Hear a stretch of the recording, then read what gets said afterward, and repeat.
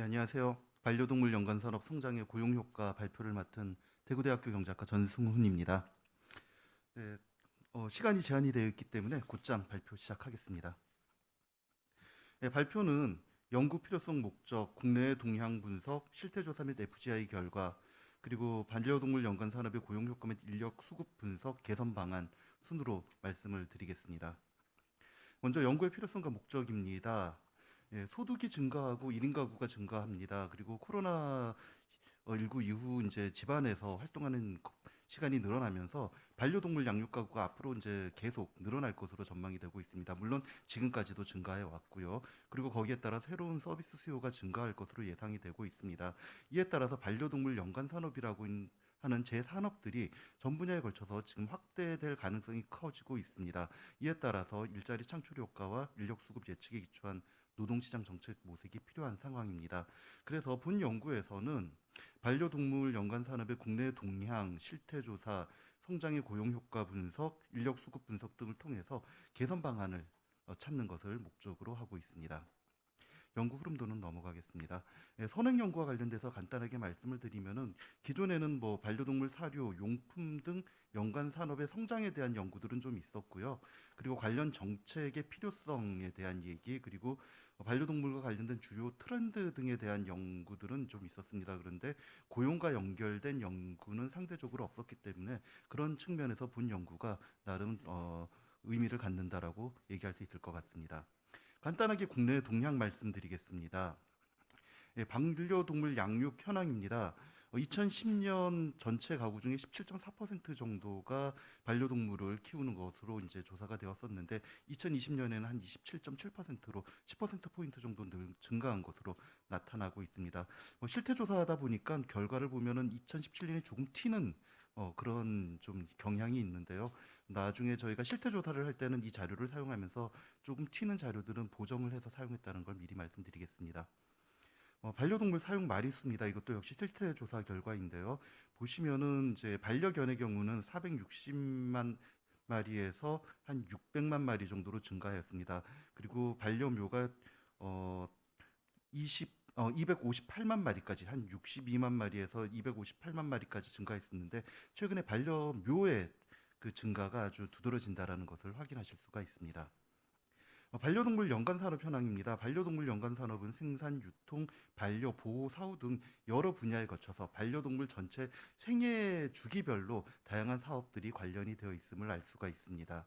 현재 우리나라 동물보호법에서는 동물 생산업을 포함해서 판매, 수입, 장묘, 미용, 운송, 전시, 위탁, 관리업 등 등을 그 반려동물 연관 산업으로 규정을 하고 있습니다. 물론 이제 여기에는 수의업이라든가 또 사료업 같은 것들은 빠져 있는 상태입니다. 화면이 네.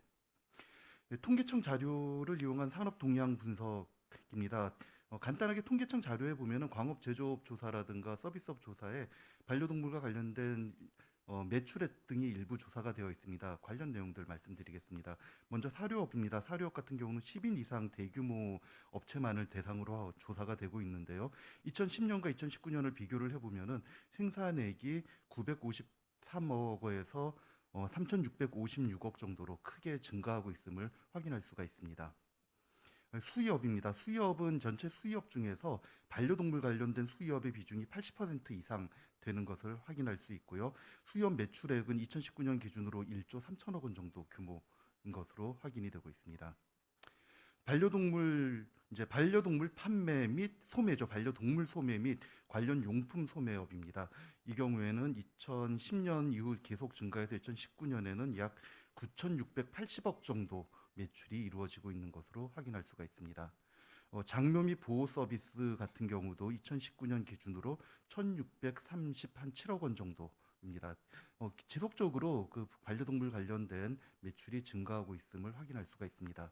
이에 따라서 반려동물 관련 가계 지출도 급속히 증가하고 있습니다. 2010년 한 5천억 정도 규모에서 2019년에는 한 2조 4천억 정도 규모로 반려동물 관련된 가계 지출이 증가하고 있는 것을 확인할 수가 있습니다. 그 외에 반려동물과 관련해서 최근에 보험이라든가 페트커와 같은 산업들이 새로운 산업으로 부각이 되고 있습니다. 우리나라의 경우도 보험업이 계속 좀 증가 추세입니다. 계약 건수가 2013년 1,139건에서 2020년 34,600여 건으로 증가를 하였고요. 보험료 역시 뭐 4억 원 정도에서 156억 정도로 단기간에 빨리 증가하고 있음을 확인할 수가 있습니다. 하지만 아직까지 우리나라의 반려동물 전체 그 규모에 비교해 봤을 때 보험업은 아직 미미한 수준이고요. 그런 면에서 향후 약간의 어떤 정책적 고려를 통해서 성장 가능성이 있다라고 말씀드릴 수 있을 것 같습니다. 페테크는 반려동물 용품의 어떤 이제 뭐 기술을 접목하는 형식의 어떤 산업 부분이라고 생각을 하시면 될 것 같습니다. 반려동물 용품 등이 이제 프리미엄화되면서 이런 페테크 부분도 함께 성장을 하고 있는데 우리나라는 아직까지는 초보 단계입니다. 하지만 세계적으로 본다면 2026년에 한 107억 달러 규모로 성장할 것으로 전망이 되고 있기 때문에 향후 우리나라에서도 이 부분에 대한 고려가 필요하다라고 생각을 하고 있습니다. 반려동물 관련 정책은 현재 동물복지 종합계획을 통해서 이루어지고 있습니다. 그런데 전반적으로 정책이 동물 보호 복지에 초점이 맞춰져 있기 때문에 산업 측면에서 반려동물과 관련된 정책은 현재까지는 거의 없다라고 봐도 무방할 것 같습니다. 해외 동향입니다. 미국, 중국, 일본 사례를 봤는데요. 뭐 거의 동일하게 나타나는 결과는 반려동물과 관련된 어떤 보유 가정의 비중은 계속 늘어나고 있고요. 관련 산업도 늘어나고 있습니다. 더군다나 반려동물이 가족이라는 인식이 커지면서 전반적으로 사료, 용품 등에서 프리미엄화가 이루어지고 있고요. 그러면서 최근에는 이제 여러 가지 산업 중에서 보험이라든가 페테크 같은 것들이 계속 부각되고 있다라는 것을 모든 경우에서 저희가 확인할 수 있었습니다. 특히 이제 중국 같은 경우는 좀 특별한 부분이 있었는데요. 중국은 급격하게 반려동물 산업이 발전해 왔지만 중국의 전체 인구 규모에 비하면 아직까지도 미미한 수준입니다.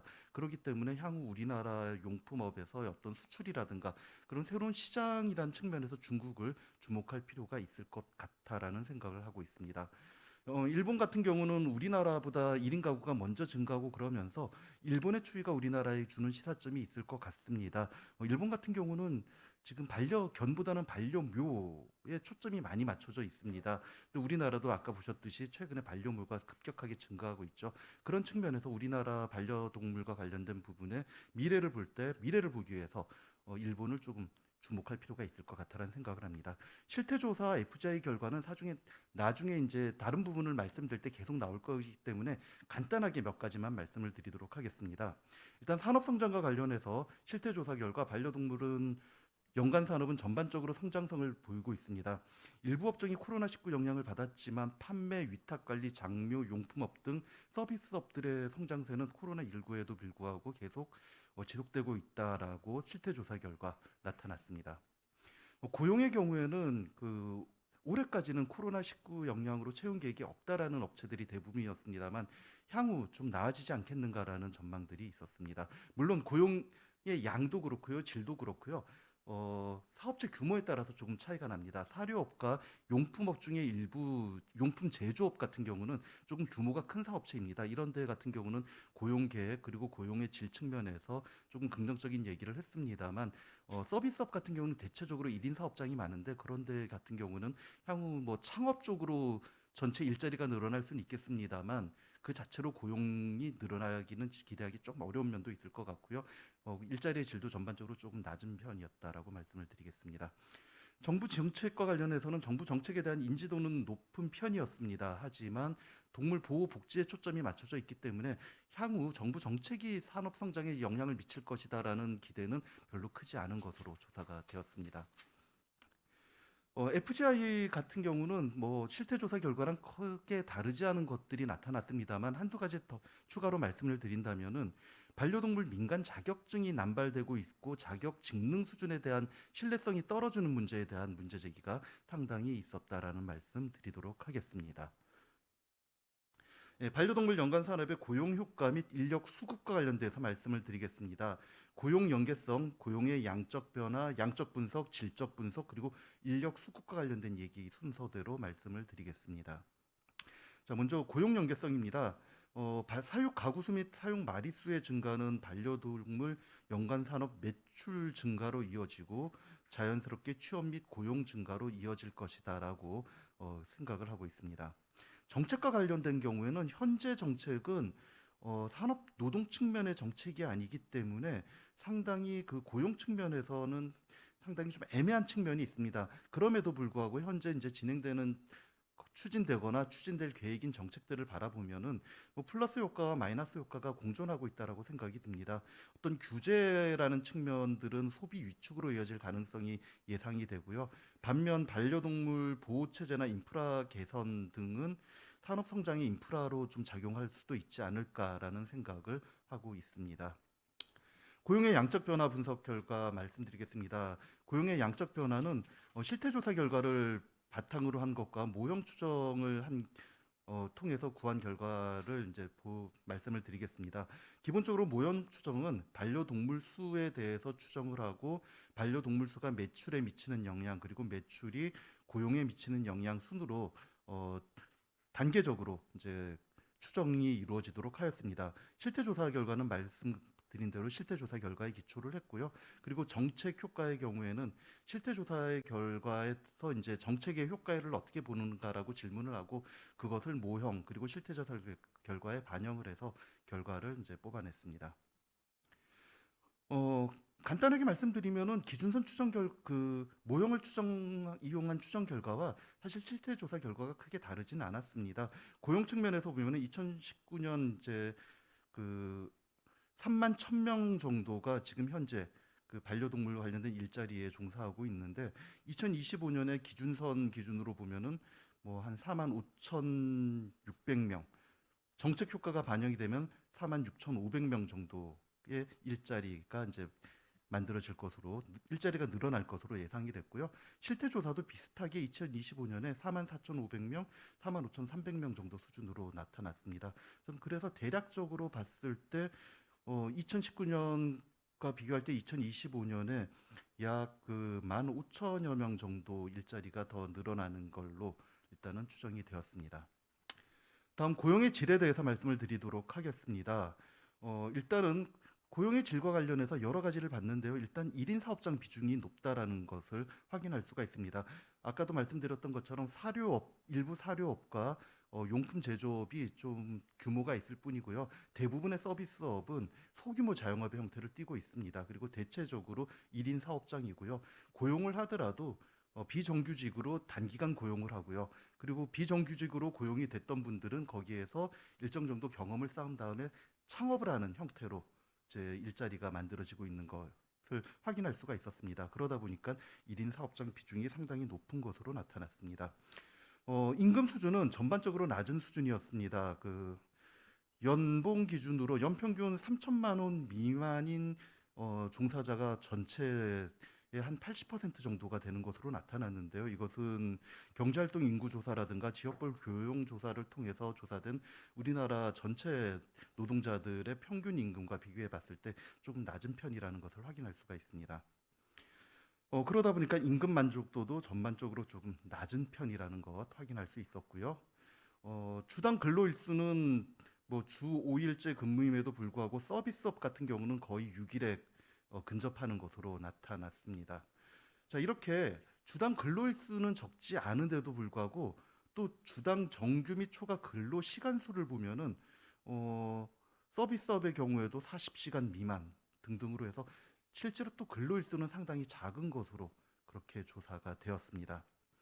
근속 기간은 아까 말씀드렸던 것처럼 서비스업의 경우 대체적으로 창업을 목적으로 하다 보니까 근속 기간은 전반적으로 좀 짧은 편이다라는 것 확인하실 수가 있습니다. 4대 보험 가입률을 보면은 국민연금과 건강보험 가입률은 상대적으로 높습니다만 서비스업이다 보니까 아무래도 고용보험과 산재보험 가입률은 전반적으로 낮은 편이었습니다. 고용의 질과 관련해서 교육훈련 기회도 역시 중요한 한 부분인데요. 교육훈련 기회는 거의 없는 것으로 나타났습니다. 회사가 비용을 지불한 교육에 참여한 적이 있다, 그런 기회가 있다라고 응답한 경우가 한 17.2% 정도에 불과할 정도로 낮게 나타났습니다. 관련 정책이 고용의 질에 영향을 줄 수 있을 것이냐라는 질문에 대해서는 대체적으로 5점 척도에서 2점 초반대 점수를 주어서 조금 부정적으로 보는 것으로 나타났습니다. 네, 다음 인력 수급입니다. 인력 수급과 관련해서 인력 수요랑 인력 공급에 대해서 비교를 했고요. 그리고 인력 수급 과정에서 어떤 부분이 문제점인가를 이제 살펴봤습니다. 인력 수요와 관련해서 저희가 추정한 결과를 기준으로 볼 때 2019년에 3만 1,400여 명에서 2025년에 4만 6,500여 명까지 증가한다라고 하면은 단순 평균치 연평균 한 2,500여 명 정도의 인력 수요가 이제 있는 것으로 나타났습니다. 반면 인력 공급은 일단 교육기관을 통한 공급 그리고 각종 학원 자격증 등을 통한 공급으로 나누어서 생각해 볼 수 있는데요. 지금 전문대학, 대학원 등에서 반려동물 관련된 인력들이 공급이 되고 있습니다. 그리고 최근에 4년제 대학에서도 반려동물 연관산업학과가 계속 신설이 되는 추세로 있습니다. 뭐 그런 추세들을 감안을 했을 때 지금 현재 기준으로 한 그 1,600여 명 정도가 매년 공급이 가능하다라고 생각을 하고 있고요. 그 외에 고등학교 반려동물 관련 학과에서 인력이 배출되고 있기 때문에 그것까지 종합적으로 본다면은 뭐 어느 정도 인력 공급은 충분하다라는 생각을 하고 있습니다. 또한 반려동물 관련된 학원 자격증을 통해서 공급되는 인력도 많습니다. 참고로 자격증을 말씀드리면은 2012년에 그 2개 업체 2개 자격증 정도가 있었는데 현재 21년 기준 152개 업체에서 119개 자격증을 지금 발행을 하고 있는 상황입니다.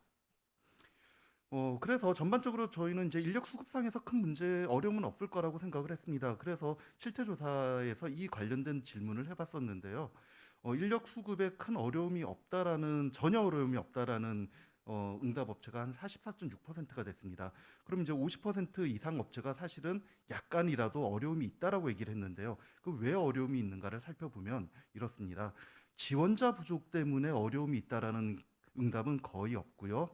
실제로 이제 지원자는 많으나 원하는 능력 수준에 미달된다.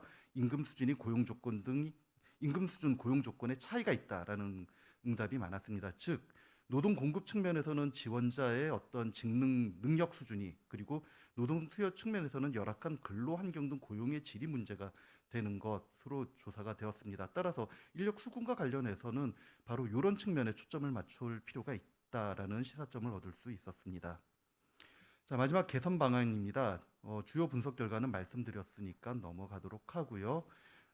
전반적으로 이제 성장 및 고용 증가 전망, 신산업 성장 잠재력, 낮은 수준의 일자리의 질, 능력 수준의 불일치, 동물 보호 중심의 정책이라는 전반적인 어떤 파악된 현실의 기초에서 저희는 개선 방향을 기본적으로 산업 및 노동 측면 정책 기반 조성으로 잡았습니다. 그리고 그러한 산업 및 노동 측면 정책 기반 조성의 기초에서 안정적 산업 성장 지원, 일자리 질 제고, 인력 전문성 제고, 신성장 산업 지원 등과 같은 세부적인 어떤 정책에 대한 논의를 해보았습니다. 일단 산업 및 노동 측면 정책 기반 조성을 위해서는 관련된 정책의 담당 주체가 명확해질 필요가 있을 것 같다라고 생각을 합니다. 반려동물 연관산업 전담 부서가 설치가 되고 거기에 전담 인력이 확보가 될 필요가 있을 것 같습니다. 현재는 동물 복지 차원에서 한두 명의 공무원이 이를 전담을 하고 있습니다. 그러다 보니까 산업 부분에 대해서는 사실 거의 신경을 쓰지 못하고 있는 상황입니다. 그런 측면에서 일단 담당 주체가 좀 분명해져야 될 것이다라는 생각을 하고 있고요. 통계 체계를 재편할 필요가 있을 것 같습니다. 현재 농림축산식품산업 분류 체계에 반려동물 항목이 있습니다만 조금 이제 분류가 좀 크게 되어 있습니다. 그래서 이런 부분들을 좀 세분화할 필요가 있을 것 같고요. 필요하다면 나중에 반려동물 연관산업 특수 분류 체계 구축 제정까지도 생각을 해볼 필요가 있을 것 같습니다. 산업 육성에 관한 법률 제정을 통해 가지고 종합 계획 수립 그리고 인력 양성 등 여러 가지 내용들을 규정을 한다라면은 실제 산업 측면, 노동 측면, 고용 측면에서 도움이 될 거라고 생각을 합니다. 반려동물 영양산업 안정적 성장 지원은 각 산업별로 맞춤 지원이 필요할 것 같습니다. 그래서 생산, 사료, 수의 서비스, 용품, 뭐 미용 등 서비스업의 각각에 대해서 몇 가지 저희가 정책 시사점을 일단은 제시를 해보았고요. 일자리 질과 관련해서는 고용 안전망을 강화하는 방안에 대해서 고민을 해볼 필요가 있을 것 같고요. 인력 전문성과 관련해서는 자격 체계 정비가 필요합니다. 현재 민간 자격증이 너무 난립이 되어 있는 상황입니다. 그래서 이 부분을 좀 정비를 할 필요가 있는데요. 자격의 등급 기준을 표준화하고 보수 교육을 의무화하는 방법은 필요하지 않을까 생각을 합니다. 그리고 필요하다면은 일부 이제 자격증들이 국가 공인이 되고 있는데요. 그런 부분들도 확대하는 방안도 모색을 할 필요가 있을 것 같습니다. 반려동물 연관 학과들이 계속 늘어나고 있는 추세입니다. 관련된 전공 교육 인증제를 통해 가지고 뭐 학점 관리 그 등등에 대한 기준이 좀 수립이 될 필요가 있을 것 같고요. 이를 통해서 전문 인력 배출의 기반이 확보가 될 필요가 있을 것 같습니다. 그외 신산업 성장과 관련해서는 보험 활성화, 패테크 산업 활성화를 위한 여러 가지 뭐 재정 지원 등의 방안들이 모색될 필요가 있을 것 같습니다. 네, 이까지 저희가 준비한 내용 발표 마무리하겠습니다. 고맙습니다. 예, 발표 감사드립니다. 반려동물 연관 산업이 계속 성장하고 있고 또 그 성장에 따라서 고용 효과도 확인되는 것으로 이렇게 보여지고요. 다만 이제 지적하신 것처럼 그 현재 정부 정책이 그냥 그 반려동물 복지 위주고 또 산업 측면의 정책이 좀 부재하다는 이제 말씀을 해주신 것 같습니다. 예, 좋은 발표 감사드리고요. 토론은 지인배 동국대학교 교수님께서 해주시겠습니다. 한 8분 정도 사용하시면 되겠습니다. 예, 동국대학교 지인배입니다. 우선 반려동물 연관 산업이 굉장히 이게 연구 범위가 포괄적이다 보니까 굉장히 통계청 자료나 이런 자료에도 불구하고 연구하는 데는 굉장히 어려운 부분이 있습니다. 그럼에도 불구하고 뭐 FGI 실태 조사를 통해서 좋은 연구를 해주신 것 같고요. 특히 말씀하셨지만 고용 연구에 대한 부분은 별로 없었던 것 같습니다. 주로 산업 발전에 대한 연구들이었는데 그런 데에서 좀 의미 있는 연구라고 생각이 됩니다. 그리고 특히 여기서 지적하고 있지만은 정부 정책이 아직까지는 동물 보호나 동물 복지 이런 쪽에 포커스를 맞추고 있다 보니까 산업진흥에 대한 그 정부 정책이 굉장히 부족한 부분인데 거기에 대한 개선 방안도 잘 제시해 주신 것 같습니다. 그리고 이 연구 내용에서 이제 고용 성장에 대한 전망도 하시고 또 반려동물 마리수는 이제 거진 어느 정도 이렇게 증가는 하겠지만 굉장히 그 뭐라 그러나요? 어느 정도 한계 정도 온 것 같습니다. 그래서 앞으로는 이제 그 양적 성장보다는 질적 성장 위주로 성장할 것이다. 이런 부분에는 저도 크게 동의를 하고요. 그래서 이런 부분에 대해서 굉장히 좋은 연구를 해주신 것 같습니다. 뭐 연구 중간에 자료 잠깐 보면 뭐 2017년에 사육 현황이나 이런 부분이 약간 좀 튀는 자료들이 있는데 그게 아직까지도 우리 반려동물 통계 자체가 좀 표본을 통한 2,000가구 표본 조사를 통해서 그걸 가지고 인구수 가구수 곱해서 추계를 하다 보니까 해마다 이렇게 통계가 많이 좀 왔다 갔다 하는 경향이 있습니다. 그래서 뭐 다행히도 작년부터 이제 인구 센서스에서 조사하기로 한 걸로 알고 있는데요. 어쨌든 반려동물 산업 전반적으로 좀 기초 통계 구축에 좀 더 우리가 좀 더 노력을 기울여야 된다는 생각이 들고요. 그 연구를 전체를 보면서 제가 조금 아쉬웠던 부분 좀 말씀을 드리면은 이게 반려동물이라는 연관 산업이라는 게 굉장히 사람의 일생이랑 똑같은 거기 때문에 이게 태어나고부터 죽을 때까지 전 분야에 걸쳐서 이게 산업이 이렇게 퍼져 있습니다. 생산, 유통, 반려, 보호, 사후 이렇게 굉장히 많고 그 중에서도 새로 성장하는 산업 분야도 있고 이제 벌써 성숙기에 도달한 산업도 있고 많이 그런데 그래서 그런 산업 분류별로 좀 연구가 됐었으면 하는 조금 아쉬움이 있었습니다. 그래서 만약에 이제 앞으로 그러면 어떤 연구가 돼야 될까 하는 측면에서 제가 뭐 산업에 대해서 좀 더 개별 산업에 대해서 간단히 좀 말씀을 드리면은 우선 예를 들어서 번식 같은 경우는 굉장히 소규모로 많이 이루어집니다. 그 개인들이 많이 하고 하는데 그럼에도 불구하고 굉장히 기술 집약적이고 또 나름 고소득 직종에 포함이 됩니다. 그래서 이런 특성이 있기 때문에 그런 부분에서는 뭐 고용에서는 효과는 높지 않지만 어쨌든 그런 특성이 있고요. 교육 부분도 마찬가지인데요. 대부분 개인 사업자들이 많이 하고 있고 소규모에다가 또 고도의 숙련된 기술을 요구하는 특성이 있기 때문에 이런 데 수요는 굉장히 많이 있습니다. 근데 이렇게 교육자 양성하는 데는 좀 한계가 있는 것 같고요. 미용 부분 같은 경우는 여러분 다 아시겠지만 이게 굉장히 진입 장벽이 낮고 또 기술은 조금 요구를 하지만은 약간의 그냥 그 자격증 같은 것만 있으면 쉽게 들어갈 수 있기 때문에 경쟁은 굉장히 심화될 수 있고 또 이미 고용이 좀 포화된 상태가 아닌가 그런 생각을 해봤습니다. 그리고 향후 미래는 장묘, 숙박, 레저 이런 데에는 굉장히 좀 이렇게 수요도 굉장히 고급 수요들이 많이 몰릴 것 같습니다. 그래서 근데 다만 이런 고용 창출보다는 자본지박적인 산업 특성을 갖고 있기 때문에 고용 효과는 좀 적지 않을까 생각을 해보고요.